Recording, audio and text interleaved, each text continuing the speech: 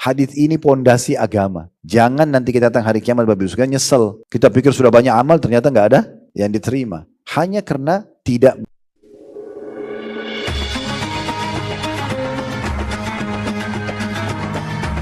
Yang subscribe, semoga hidup kaya raya, mati masuk surga. Kata Nabi SAW, 3 orang yang paling pertama disiksa dan dimasukkan dalam api neraka pada hari kiamat. Kalau yang paling pertama dimasukkan artinya memang berat sekali mereka ini. Yang pertama disebutkan orang yang mati syahid. Allah akan datangkan orang ini pada hari kiamat, kemudian Allah perlihatkan dulu kepada dia semua kelebihan-kelebihan yang Allah berikan. Misalnya dia keberanian, keterampilan perang, melawan musuh, ada korbannya, luka di badannya, semua diperlihatkan. Kata Nabi SAW, dan dia mengenalnya. Lalu Allah tanya, apa yang kau buat dengan semua kelebihan yang saya berikan itu? Tidak semua orang berani pergi berperang. Tidak semua orang mau menginfakkan hartanya di medan perang. Tidak semua orang ridho terima kalau badannya luka di jalan Allah misalnya. Maka dia mengatakan, ya Allah, tidak ada satupun peluang untuk berperang di jalanmu kecuali saya ada di situ. Dan sampai saya terbunuh syahid. Kata Allah Subhanahu wa ta'ala di depan semua makhluk hari kiamat, engkau telah berdusta. Sesungguhnya engkau berperang agar engkau dibilang seorang pahlawan, kesatria, jagoan. Untuk itu kamu berperang.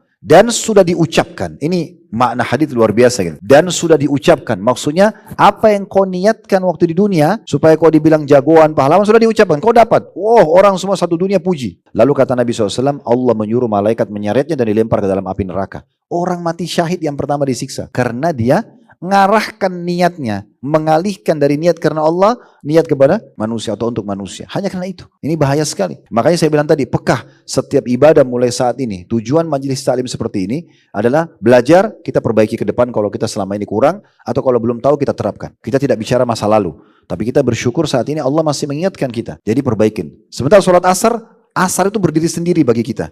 Dia sendiri, sholat sunnah kalau ada sebelumnya itu juga berdiri sendiri.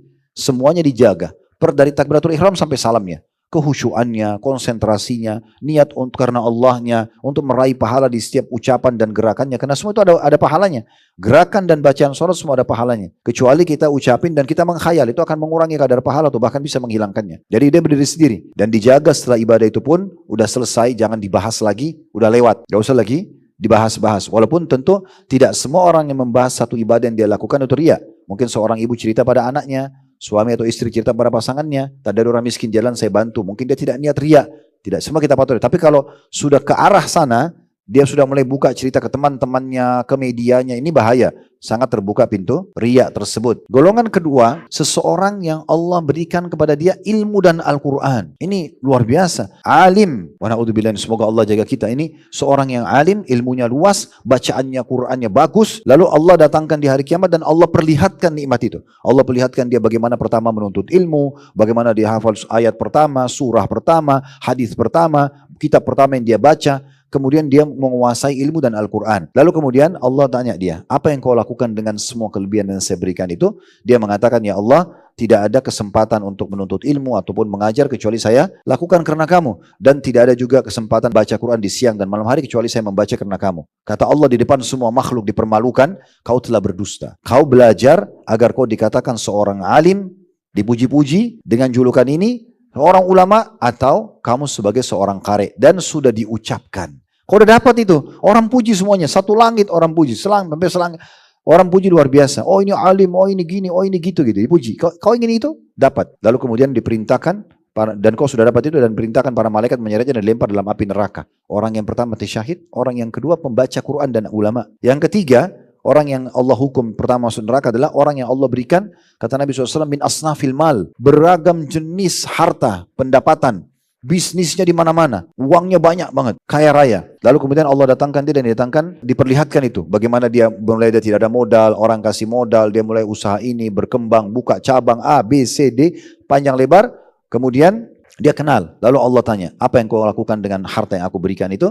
Dia mengatakan, ya Allah, tidak ada kesempatan untuk berinfak di siang dan malam hari, tempat-tempat dan kesempatan kecuali saya sudah melakukan karena kamu. Kata Allah Subhanahu wa ta'ala, kau telah berdusta. Kau melakukan itu agar kau dikatakan seorang yang dermawan.